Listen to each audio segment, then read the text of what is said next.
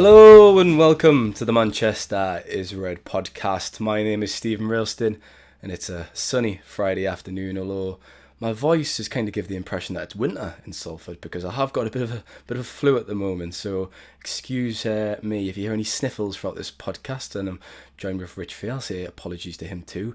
Rich, I've got my toilet roll here by my side just in case for the next half an hour, 45 minutes.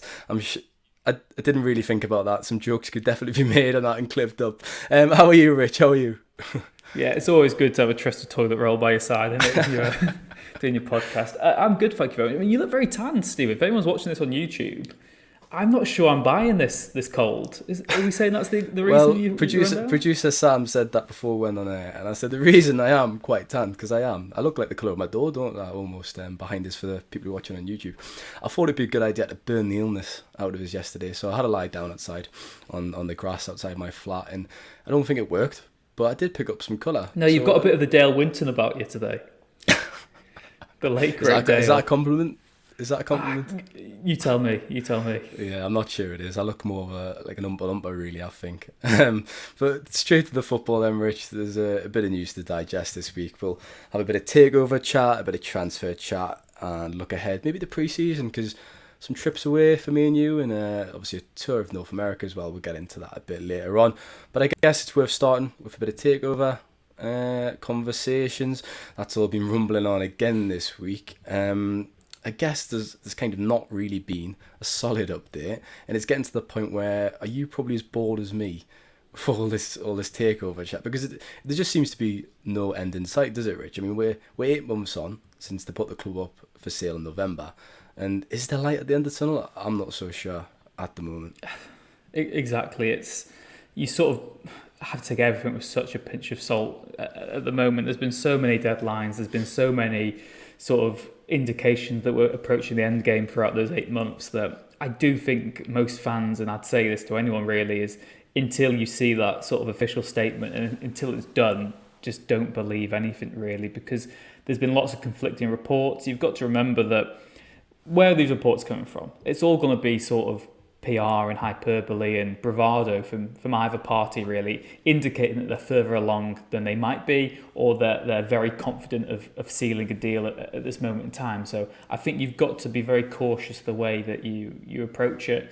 Qatar, we've heard a lot this week, and it does sound like there could be some serious movement there, but you've got to remember why they would be saying that, because they want the end of this themselves. They want to act like they are in a position to secure Man United now, and they've already had to up their bid several times.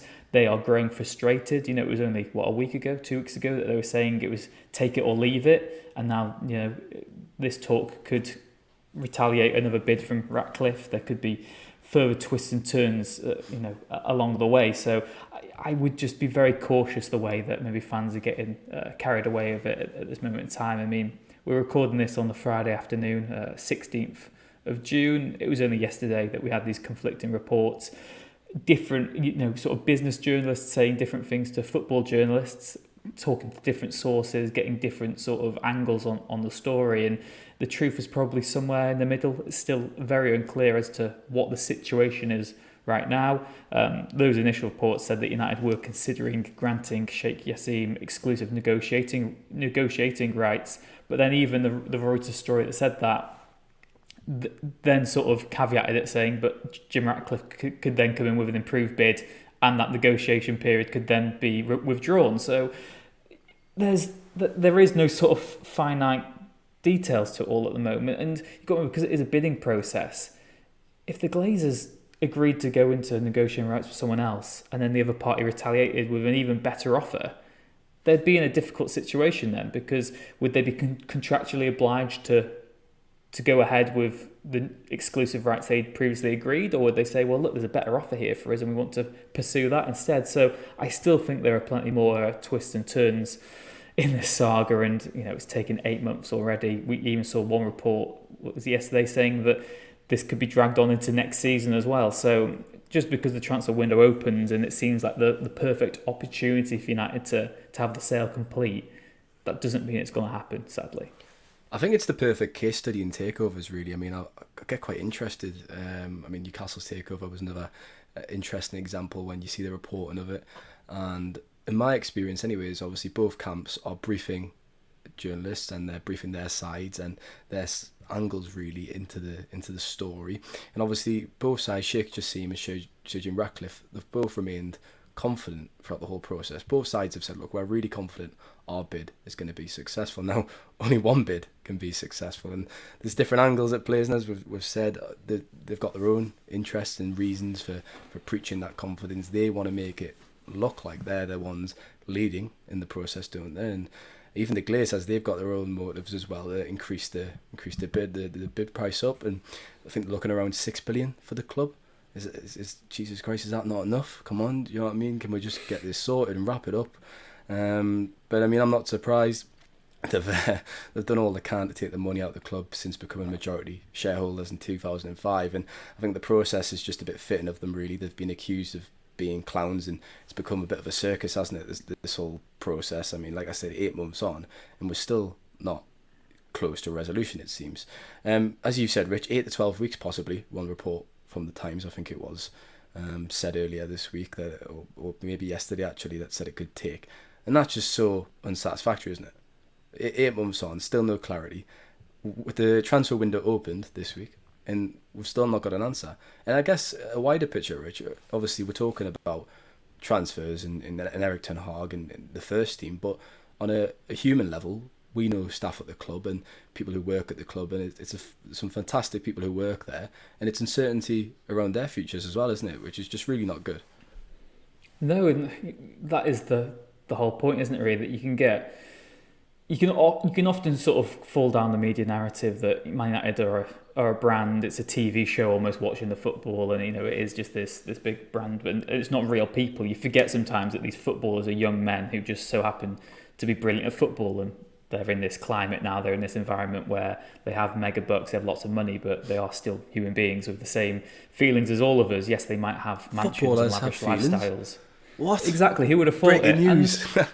And you also realise that the bread and butter, the people who do lots of the hard work at the club, they're not paid really, really well. They are just ordinary people who still have mortgages to pay. They still have to put food on the table and worry about how ends meet. And they are deeply and very, very much affected by the cost of living crisis going on in the UK. We've got inflation rates up to, 8.7% at the moment, which is, a record high, and everything costs more. And of course, the takeover puts uncertainty over their futures, and the more it goes on, the less clarity maybe some of them have. And of course, the summer as well is a good opportunity for people to potentially change jobs or change clubs in terms of football, not just in terms of players, but in terms of personnel, backroom staff. It is sort of a good time for changing of the guard and for new structures to be put in place. And ideally, the takeover would be completed now, because you'd be able to get things in place heading into the new season, have real clarity. And it's important not just for what United do off the pitch. It's not important, I know everyone gets fixated about who United are going to buy when the takeover goes through. What will it mean? Will there be a new shirt sponsor? What does it mean, in terms of on the pitch stuff going forward? But like you said, there's so many other people behind the scenes who are going to be severely affected by what happens at United going forward. And just for the sake of everyone, we need to have some clarity on what is happening and when we can expect a resolution, because it is an absolute mess. 8 months, there was talk initially that it was going to be all done, signed, sealed, delivered by Easter. Then it was the start of summer, start of the transfer window. We're in June now, and the whole process, the fact that it's taken this long, means we cannot be certain or confident that it will come to a conclusion anytime soon either. I mean, I've said all along, I've been concerned at how public it was, really. I think when you look at takeovers, the general rule is you'll not hear about them until they are complete. Obviously, you look at Chelsea's takeover with Roman Abramovich, he was sanctioned, and that was very, very public with Russia and Ukraine, so that was in the open. But if you look at Manchester City, was it 2008 with Abu Dhabi, obviously Newcastle, Saudi Arabia with PIF, they kind of just came out of nowhere and just happened. Pardon me. Obviously, there was talks and stuff and discussions that had been leaked and made public, but when you get to the latter stage of discussions, usually non-disclosure agreements get brought out and they get signed in the boardroom, and it's all very confidential and legal. And yet we're still hearing briefings from either side. Oh no, Sheikh Jassim, he's really confident his bid's going to land. No, Sir Jim Ratcliffe, he's the front runner. And for me, that's been a massive concern, really, Rich. throughout the whole process. I don't think that's been a good omen. Obviously, the stock market, that's been moving, hasn't it? Because we are stock market experts, aren't we, Rich, on the New York Stock Exchange. United's share prices went up. I think it reached around $25 per share, actually, which is the highest it's been in quite a long time. And I think that was explained by some financial experts as basically traders are betting on Qatar being the most likely winners because they get paid out on the shares, etc., etc. So, I mean, we'll come back to Glazers, we'll wrap up this little segment. I guess it's not surprising that it's been handled this way, Rich, because they've been terrible owners and handle this in a terrible fashion on it. It's a fitting finale, I suppose, to the Glazers, Yeah. isn't it? It's a badly managed process. It's taken far longer than it should do, and there's still no clarity or communication about how it's going to be resolved. You know, it ticks every box of the Glazers' ownership and tenure at the club. And again, you know, I've mentioned it on previous podcasts. I know there is, due to United being on the stock market, limitations to what they can say, because that can severely, you know, affect the stock price and stuff, and we've seen that in the past whenever there's been public announcements, very rare ones, you know, that can have an implication on United's valuation. But just put a statement out there, just a hollow statement, and say we're still persevering with this, we're still looking to sell the club. Even just make clear, are you looking to sell the club completely or not? I know that would effectively say Qatar or Ratcliffe or maybe someone else who's investing in the club, but what are you leaning towards? What is it you want to actually do? Are you still trying to sell Manchester United, or are you going to be ambiguous and say we're looking at other investment opportunities and revenue streams for the club? I just think that throughout the process, we've had 8 months now, there's been opportunities to, like we said, when we were at Wembley for the FA Cup final and they were there, just give some sort of update, give the fans what they deserve, and whoever takes over, there needs to be clarity, there needs to be key lines of communication, and there just needs to be improvement, really. And you know, some United fans will say that any bid is better than the Glazers. Some would say that they'd rather even have the Glazers than some of the alternatives that are being suggested. But whatever happens, United, it's so long overdue. They just need owners who care and who are communicating with them on a regular basis. It shouldn't be much to ask, but modern football, it really is. I feel like I keep saying on this podcast, let's hope the end's in sight after every takeover discussion. And then 1 month later, talking about I'm banging my head against the wall, Rich.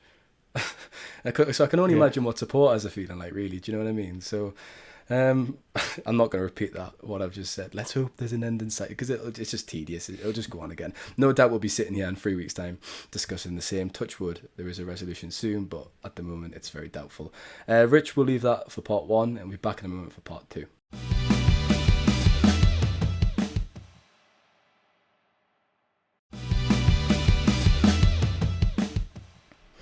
Obviously, Rich, we've discussed there with the Glazers, really, the impact of the discussions and the takeover and how long the process has taken on the transfers. And obviously the window opened, was it Wednesday morning? Erik ten Hag's been making plans for a good few months now.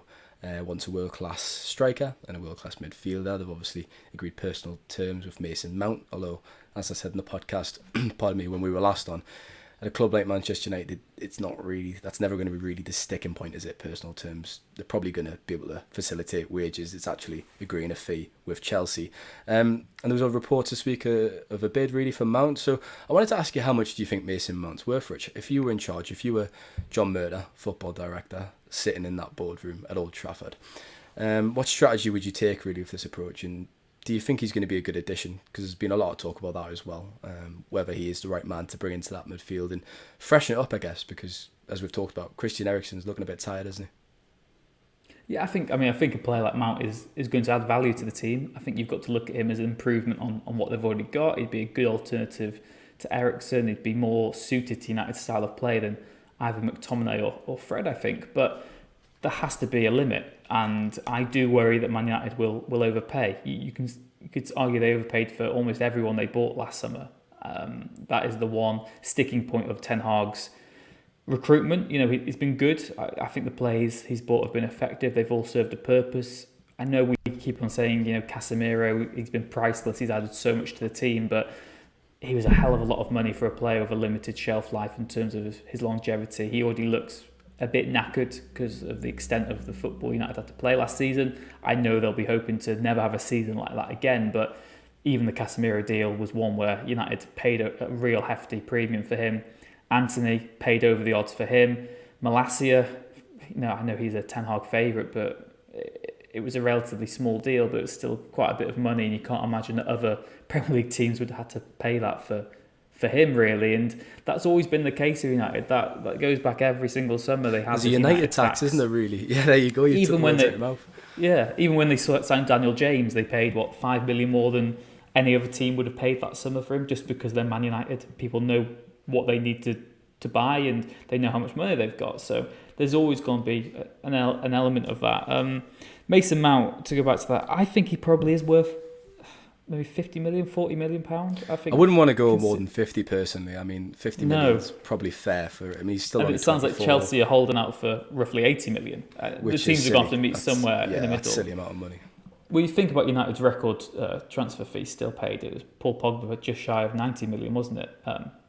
And since then they've had Maguire, they've had Anthony, they've had these big deals around the 80 million pound mark. And I know it's not saying, well, if you're paying 80 million for Maguire, then 80 million for Mount probably is justified, but that shouldn't be the barometer you hold it against. And I think that United just need to put their foot down, really. They can't just be seen as a club that will give in eventually, and I think that's what Chelsea are expecting. They expect that United will eventually give in because they've got more money than sense quite often in the transfer market, and there has to be a limit. United have to set their own deadlines, they have to set their limits and try and take control, because we've seen in the past, I know it's tedious, but look at Man City. If a team demands more than they want to pay for a player, they walk away. And they say, no, we'll look at someone else. And I think United still need to learn that. They've still got a bit of catching up to do. Obviously, if Ten Hag wants a player, you've got to back him to go out and get that player and support him to do so. But I think there has to be a limit. You've got to take a step back and realise that Mason Mount's a good player. Is he a great player? I'm not quite so sure. Is he unique in his talents? I'm not sure he is either. I think you could get similar players for a fee that's less than Chelsea want for him. And look across the league at the moment. I know Caicedo looks like he might be going to Chelsea. He's a different type of player. You've got Declan Rice going to Arsenal potentially for 20 million more than Chelsea want for Mount. You've got these links of Barella going to Newcastle for 50 million. I know there's a bit of a disagreement between the Italian and English press on that deal, but why are United not in for him? Why are United not trying to sort of usurp them and get him instead? I just think that United can often become too fixated on one player. We saw it last summer. 100 days they chased Frankie de Jong and they eventually signed Casemiro. You've got to learn from that mistake and just accept that it's up. It seems they've done that with Harry Kane, but they seem to be entertaining it a bit more with Mason Mount. Like I said, ultimately, if Ten Hag wants him, let him get in. But for me, there has to come a point where United walk away if it's not working out. I was going to say, those 100 days were so much fun, weren't they? When we were chasing Frankie de Jong all the time. But I'll come on that with Harry Kane in a second, Rich. I mean, for me, one of the biggest mistakes I've made in the last few years was not paying those agent fees for Caicedo. If you remember, they were interested in signing him for, I think it was a 3 million or it was a minimal fee anyways, and got put off because of the agent fees. And then you look at the player he's become. And was he rated at 80 million now, and Chelsea are looking to sign him? He would have been a fantastic addition to that midfield. If you can imagine him with Casemiro and Eriksen and Fernandes, that'd be brilliant, wouldn't it? It would work really well. But with Harry Kane, it's the same thing happening again, I guess. We're in trouble or in danger maybe of reaching a saga, but I think the club, obviously they've learnt the lessons. They're a bit more reluctant to be drawn into that this year, understandably so, because it was very public, it was very drawn out. So John Merton, Richard Arnold interviewing around Europe and going to Barcelona, those pictures of them embarking across there for talks for De Jong. So is it the right thing to do, Rich, to draw a line in the sand with Kane and go, look, Daniel Levy, you're a tricky cookie. We're not going to entertain this. If you're not going to play a ball, we're going to walk away from negotiations and look at someone else, really. Yeah, and that is refreshing. Again, there's the mitigation, though, isn't there, of the takeover. If a takeover was to happen, I'd have this cash injection. Every player has a price. I know Tottenham are saying we're not selling him, we're adamant he's not going, and Daniel Levy is one of the few people in football you actually take his word for that. But if United did get this takeover, and Ten Hag's obsessed with Harry Kane, he is the one he wants the most. He's the player who is the best bet of getting United to that next stage, taking them from pretenders to contenders. He can rival Haaland, he can add the goals, he can add the creativity. Harry Kane is the one. If United had the takeover and it goes through, why not bid for him once again, though? I know United are saying they've moved on, but surely you'd at least go once in with a bid you think is too good to refuse and see where you're up to then. I think that would be worth considering if things went that way. But yeah, I think in general, United do believe that it's going to be so unlikely they sign Harry Kane this summer that they are considering other targets. The issue again is that anyone who would be seen as that magic fix up front is going to cost them so much that they just do not have right now. They just don't have the finances to pull it off. They have to sell players no matter what happens this summer. That's going to have to bolster their funds. And if you look at someone like Hodgland, who will be playing tonight against Northern Ireland, you look at, maybe those, I don't want to say second tier strikers, but someone that we've mentioned in the past is maybe on, if he came to the Premier League, you expect him to get between sort of 10 and 15 goals. You'd expect him to sort of rival the likes of Callum Wilson and players like that and, be sort of, no offence to you, Stephen, but sort of a second tier striker in the Premier League. And then United's still in the same place where they've not got that elite striker they need. So I think it's just a really difficult one. In an ideal world, United would sign Kane and Hodgland, but that is just not going to happen. I can't see that whatsoever. It's funny, isn't it, when you look across at the Etihad and City have just got Julian Alvarez sitting there as their backup striker. Exactly. Wouldn't he be an amazing striker to have starting at United at Old Trafford? He's fantastic. Yeah, exactly. And that's what United ideally want to have themselves. I mean, you'd argue Man City already have their Haaland replacement eventually, because they've got Alvarez, who is a different type of striker. He's more of the mobile striker mould, kind of an Aguero sort of player, not the beast of Haaland. I think he's actually might be older than Haaland, he's 23. Is Haaland 22? I've got a feeling Haaland's 22. And he's won the Premier League, the FA Cup, the Champions League and the World Cup in the space of, 7 months? It's ridiculous, which is obscene. And again, United were in for Alvarez. They looked at him. They could have gone for him themselves, but they didn't. And that's another what could have been sort of moment, isn't it? And it's fascinating. It's interesting to see how it works out. But yeah, the striker situation is still very fluid, and everything is this summer because the budgets still aren't absolutely finalised. There's rough estimates of what you can spend, but if a takeover happens, you have a lot more money. If you end up paying over the odds for Mason Mount, then that takes the money from elsewhere. That's got to retract what you've got to spend up front. So there's so many cogs. And of course, last summer, United spent more than they wanted to, £225 million, just shy of. And that is way more than they envisaged spending. It was offset by the fact that 11 players left for free at the end of their contracts. Some of the massive earners like Pogba, Lingard, Mata. And then there's also the fact, like that Casemiro deal, United accelerated, Anthony deal, they were going to have knock-on effects. United are always playing catch-up, so the money just isn't there to spend big this summer on all the positions they want to. Not. They're going to have to sell some players on, that's the thing. You kind of look at who could possibly go.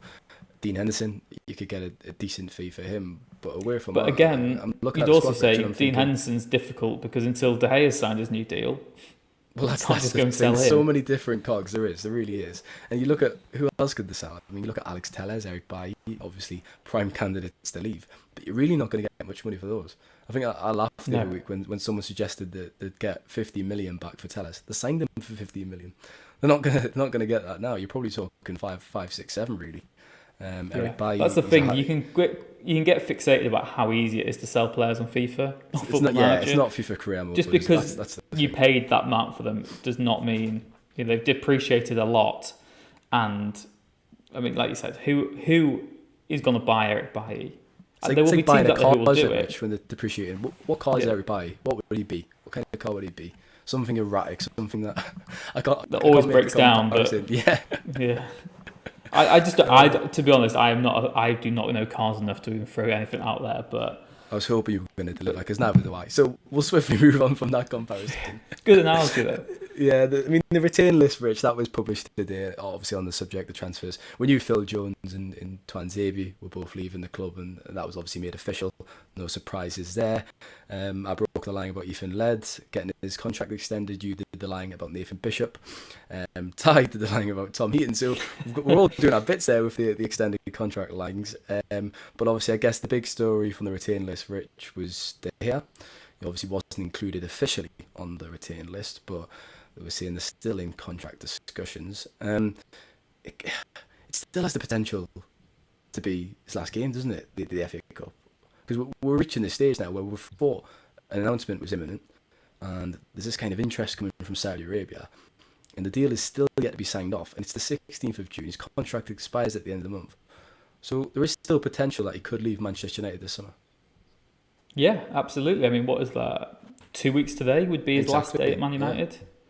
And after that, he would be a free agent. He can do what he wants then. And United's official line was that they remain in discussions over a potential new contract. We understand that there have been sort of terms of a new agreement are basically in place. That there is sort of a shell of a contract if both parties want that. But what is the point of keeping De Gea from United's point of view if they're not giving him these assurances of being number one long term or can't guarantee it even beyond next season? I'd only keep De Gea if Ten Hag really sees him as the keeper for the next 2-3 seasons. You've got to be thinking beyond next season. United have built solid foundations, but they've got to just be ruthless and move on. And if De Gea is not your number one for the next 2-3 years, then there's just no point whatsoever keeping him anyway. He's a massive earner. I know the new proposed terms wouldn't be on quite the same high wage, but he'd still be a big earner at United. He has no interest in being a number two.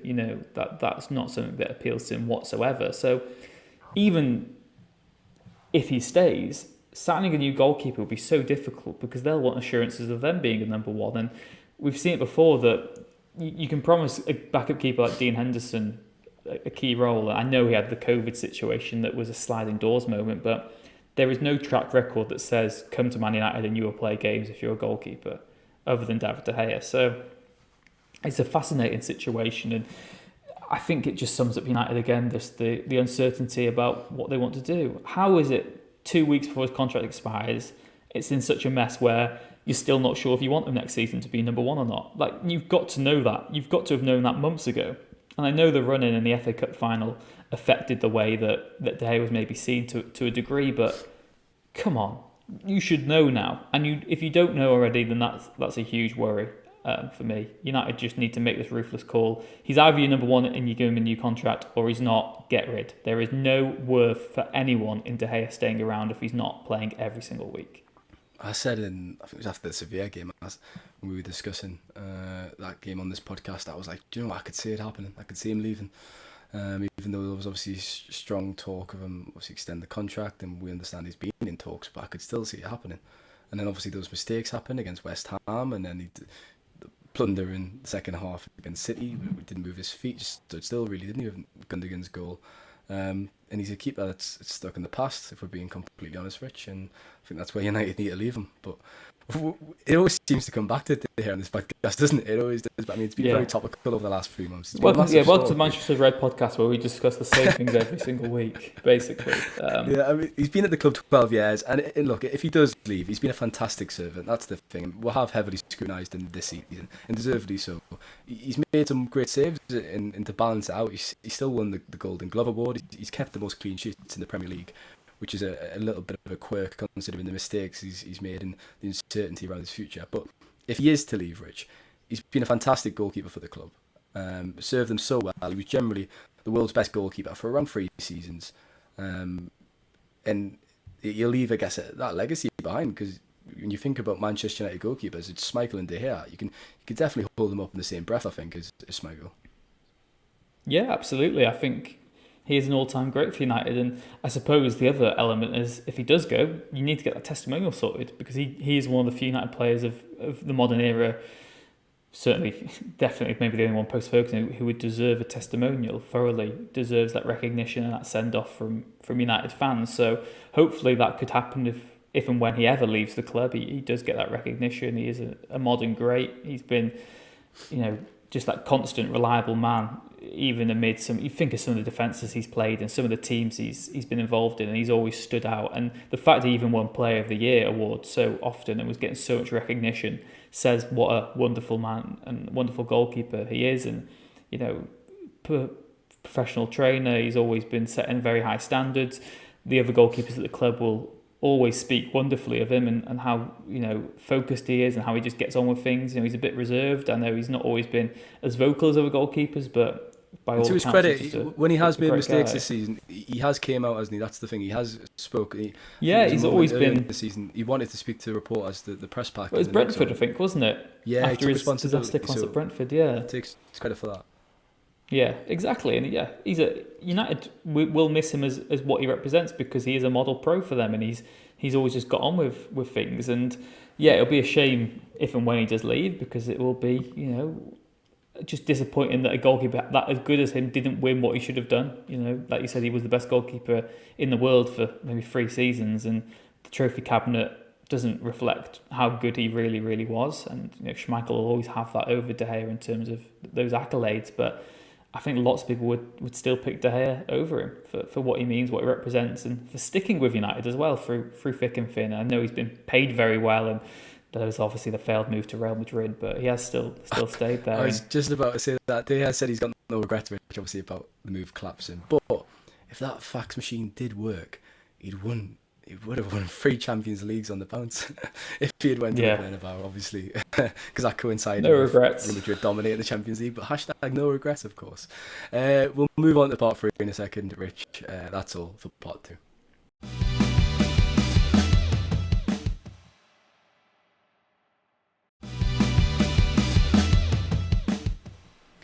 So for part 3, Rich, just to wrap up the podcast, we'll have a bit of pre-season talk because the schedule has been confirmed, or we've got 7 games now penciled in. They've got obviously the first games in Oslo, which you're heading out to. They've got to play Leeds on there. You went there last year. They've got Lyon in Edinburgh. I'm going across there, and I think it's Ty and Samuel who are heading to North America. So Arsenal, Wrexham, Real Madrid, Dortmund, all in North America, and then they're ending it with a trip to Dublin. So it sounds like quite a little good tour, doesn't it, Rich? I mean, you could definitely get on the drink throughout the 7 games, I think, if you're a supporter following around the world. I didn't think you were say if you're a supporter then. Yeah, if you were part of the dedicated pack maybe as well. But it's an interesting schedule again. I mean, I think United are always going to play high caliber teams really, and it's a interesting way for it to start. I mean, the Leeds game has maybe lost a little bit of gloss because it would have been arranged when they were still in the Premier League. You're playing Championship side in Oslo. That was the same when United played them in Perth in 2019. Leeds were a Championship side still, sort of in transition under Marcelo Bielsa, and it was a no contest on the day. I know it's pre-season, so there's not much contest anyway, but it was a training exercise. Really, really was. Lyon game will be interesting as well. And then the US tour is always the most fascinating because by that stage United will have played those opening 2 games, and you look back historically at pre-season, it is the opening 2 games where there's more switch-in plays, maybe play half an hour. Some of them play a half of football, but you change the whole team wholesale. And then it'll be by the time United get on the US tour that the squad that's going to be playing in the Premier League will start to take shape a lot more. Certainly the Real Madrid game, after they will have played Arsenal. The Wrexham game is completely being treated as an academy match by United. So if you've bought tickets for that, you're not going to be seeing Rashford, you're not going to be seeing Harry Kane, you're not going to be seeing any of these big names who could sign as well. Probably it's going to be very much maybe players like Ahmad or Elanga, if they're not getting the minutes in the first team. The youth players who are going to be going on tour might get a chance, but I expect it to be Reece Bennett, Kobe Mainoo, Dangor. Could be Majaya if he signs this new deal. It could be Emeran. It's not going to be. That's really interesting seeing those lads, obviously in the 21s, and Wrexham have just been promoted with record points. But I think it'd be really interesting to see them pitted against Wrexham. Certainly. I think from Wrexham's point of view as well, they're going to be looking at a potential loan signing or 2 this summer. They've never signed a loan player under Phil Parkinson since the takeover. There's not been one loan player, but EFL rules, there's more scope. And I've said before on the podcast, but Zidane Iqbal, Charlie Savage, could one of those go to League Two and play for Wrexham? I think there is the scope there, and it would suit most parties. I think. I know it's not Wrexham building for the long term, and they wouldn't be playing every single week, in League Two. But I think that it'd certainly be fascinating to see, and who knows, there could be talks after that game in terms of potential deals. But from what I've heard as well from United's point of view, that they are saying that internally and sort of the most talked about game of summer is United against Wrexham, and it's Man United Academy against Wrexham. It's the power of Ryan Reynolds, isn't it? Yeah, that has been the most talked about game, and from Wrexham's point of view as well. Wrexham are playing Chelsea. Mauricio Pochettino's first game in charge is against Wrexham, but the most talked about game is against United reserves.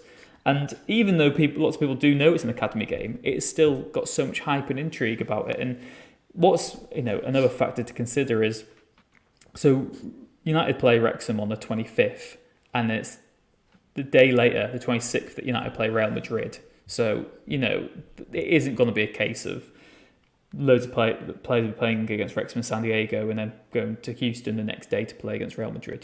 The first teamers and those involved against Real Madrid will not be involved against Wrexham. So I just want to sort of spell that out. But yeah, I do think it's an interesting schedule, and I think nice for United to go back to the US as well after, obviously one pre-season was cancelled completely, but going to sort of to Australia and to Asia sort of back to back, I think it's nice for them to go back to the US. And yeah, interesting because it might only be pre-season, but United versus Real Madrid is just about the biggest fixture in world football still. The land of the free and the home of the brave, Rich, this summer for Manchester United. I'd definitely see Zidane Iqbal's going to leave. He wanted to leave in January, didn't he, on loan? So I think a loan exit's probably likely for him. I've got a feeling, Rich, I think Cobby will be kept around the first team. Cobby Mainu. Ten Hag quite likes to keep the odd youngster around the team. When you look at Garnacho and the way his development's been done, and he's been kept around the first team environment, learning off senior heads. And I think Mainu's going to be probably in that role, and that kind of mode, keep him around the first and keep him learning. So look, hopefully he gets a few games in pre-season. I mean, you look at who else was on loan in the Championship this season just gone. You had Alvaro Fernandez at Preston, Hannibal Medbury obviously at Birmingham, and Ahmad at Sunderland, who we've talked about quite a bit. And it's going to be a good chance for those players, isn't it, to really make a statement, I guess, and try and press Ten Hag, because they've all had really good seasons in the Championship. So out of all the players probably in the academy, those three are kind of closest to making that step up, really. And I'm a big fan of Fernandez. I quite rate him, Rich. I've been watching him in the Championship, obviously, this season. He's done really well for Preston. I guess the only problem is you've got Luke Shaw, who's a guaranteed starter. He's so highly rated by Ten Hag, and you've got Malacia as well, who was his first signing. So I guess the route to the first team is kind of blocked, but he could try fight for a place, couldn't he, this pre-season? It'd be interesting to see what happens. Yeah, I think Alvaro is probably the most likely of the Championship players to even stick around, I'd say, because Ahmad had such a good season. I think he has to be playing regular football. I think as an attacker, he's got to keep that confidence, because that's what a lot of it comes down to. There's never been any doubts of his ability. He just needed time to settle and then the confidence of playing every week. And you saw that at Sunderland when he went there. He wasn't, there's clear quality, but he wasn't really doing much. And in the second half of the season, he was a completely different player. He was arguably the most informed Championship player this calendar year. Really, he's been phenomenal. And Alvaro is interesting because, last season, Dallo had to play left back quite a bit, and United were limited. Although, like you said, they've got Shaw and they've got Malacia. Shaw has shown enough that he can play centre back if needed for some games, and then you've only got Malacia on left back. I know, again, Dallo can play there, but he still is a bit susceptible and quite clearly isn't the same player. And yeah, I do think that Alvaro Fernandez is giving United a lot to think about. And if he was to go on loan, I mean, Championship, he's kind of proven himself there already. I don't really see any worth. You'd want him to go to the Premier League, the next wouldn't step. you? On loan. Yeah, definitely. Premier League or La Liga, maybe. Obviously being Spanish himself, if a La Liga team came in for him, I think that would be quite compelling, just for him to go out and play regular football every week, get some massive tests against some of the best teams in the world as well. But is it in United's interest? They've got to. The fact is, United are so big and they've got so many players and they've got such a good academy. There is always going to be an element of being greedy and hoarding players that they don't quite need to, because they might need Fernandes for a handful of games this season. They might not. I mean, we saw Mark Gerardo was on the bench for one game against Nottingham Forest, wasn't he? And you'd expect Fernandes to be getting more opportunities than that next season, Carabao Cup games, and he'd still be eligible to play in the Papa Johns, I think, as well, if required, and could drop down to the under-23s if needed. And that's the dilemma for United. After someone's had a good loan, and they quite clearly have something to offer in the first team, do you send them out on loan again, or do you keep them for your own sort of self-benefit? And yeah, it's going to be fascinating to see. And like you said, I think the summer schedule will affect that. I'll tell you what, when you look back at the summer of 2020, it was Alvaro Fernandez, obviously Garnacho and Mark Gerardo, who came in from Spain, and three great signings, three tremendous signings when you look at those. You'd say they were better than any first team signings they made that summer. Probably in the 20. You're right. Yeah, I mean, look what they're going on to do now, and it's very good deals that they got there from Spain. Before we end the podcast, which I thought was worth asking, did you get into any trouble when you were in Oslo last year? Because obviously you're going there again this year. I'm getting sent to Murrayfield, where I was with Bruce Springsteen just a couple of weeks ago. But was there any tales from Oslo that are worth retelling? There wasn't many. I mean, the only problem with Oslo for me was, and this isn't going to be too much of a gripe because it is, a dream job, and I'm not trying to say woe is me, get the violins out, but they flew me to the wrong airport, and there is an airport in Oslo. Did you fly yourself to the wrong airport? No, I was booked onto a flight, and I understand there's pricing issues, and you've got to do things the right way, but they booked me to another. I mean, was it Ryanair I went with? I think it was. I mean, in typical Ryanair fashion, they booked me to an airport that was 2 hours away from Oslo. It was, it was Sandefjord, which, it was okay, and it's a popular route to do still, but it meant okay, well, actually, I say I've not got any tails, I've got a tail. So I was flying out, and the flight we were on was delayed anyway. We'd been delayed for like an hour before leaving Manchester to Sandefjord. And then, this isn't a reflection of English football fans, but basically, some United fans on the plane opened their duty free and started drinking it on the runway. Got arrested. The police had to come arrest them off the plane, escort them out. The flight was delayed for another hour and a half, which was fantastic. We then flew to Sandefjord. My connection, I'd booked a coach. You can get a coach from Sandefjord to Oslo, which takes 2 hours. We were already 2 hours late for that, so that had been delayed for so long. I ended up getting to Oslo about midnight. There's one bus left to my hotel, but it didn't actually go to my hotel, so I had to get on this bus. I didn't know how buses worked in Norway. Turns out you buy a ticket, but it's like you buy it on your phone, and you don't have to show it to the bus driver. It's all done on trust, which, in the UK... It's very Norwegian. Yeah. So I had to get but I don't want to be the guy who breaks the rules. So I had to buy this ticket, find the bus. I just couldn't find the bus stop whatsoever. Luckily, managed to ask someone. They got me on this bus, got to the hotel, but the hotel was like a 20-minute walk away. So I'm walking through Oslo. I get to my hotel. I think it's like 2 a.m. now. I sort of check in, and then I have the game the next day. United lose 1-0 to Atletico Madrid, and then that's it really. There's nothing really else to do. No players stopped because there was no interest to stop after a defeat. Ten Hag wasn't doing any post-match press conference. So I just had to kill in Oslo. The Charity Shield was on, Community Shield between Liverpool and City. Went and watched that with a couple of colleagues. But the colleagues were both flying home the next day. They were flying at like 9 a.m. Again, this wonderful company I work for booked me a flight home at 9 p.m. or 10 p.m. it was. So I had a day to kill in Oslo, the most expensive city in Europe. And I was just waiting. I had to check out the hotel at 10 a.m. I had to check out the hotel at 10 a.m. and I just had 12 hours to kill in Oslo by myself. It wasn't nice weather. Sit in a coffee shop, have a stroll? I walked around like the old castle grounds, which is quite boring. I think I went to... Did I go to McDonald's? That would be very on brand, wouldn't it, for a Brit abroad if I did that? And then I had to get this 2-hour coach back to Oslo to Sandefjord Airport. And, again, my flight home was delayed by 3 hours. So, yeah... Was it Ryanair one night back as well? Yeah. Yeah, there you go. So it was just so stressful, and it just took so long. I could have flown I could have flown to Oslo and got to the ground 2 hours before kickoff and gone home 2 hours later. But what could have been a day trip effectively was like 3 days away, and there was not much going on. I was just checking the date there. 12th of July is when the play Leeds in Oslo. So when we come on this podcast, I will be revisiting this and see if you had a bit of a more pleasant experience. Yeah, because it sounds a bit of a mess, that. But again, like, I don't want to be one of these whiny journalists saying, "Oh, I've got a tough life watching Man United across the globe." That's exactly what you are. That is what I'm saying. Rich. Exactly, that's exactly what you are. Well, hopefully, if we want a podcast on Monday or next week, I don't want to sound like absolute deaf. Hopefully, I improve across the weekend, and I've got the pleasure of seeing you on Saturday afternoon, Rich. Don't I? We're going out for a few bevs. Yeah, exactly. It'll be very exciting. I'm looking forward to it. Let's see how tanned we are by Monday. Rich took too long to reply there, as if it was a surprise that he's seeing us on Saturday, as if he's reluctant to actually spend time with me outside of work hours. We'll leave it there anyways, Rich. Thanks for your time. Thank you very much. And thanks to listeners as usual. Have a great weekend. All the best and take care.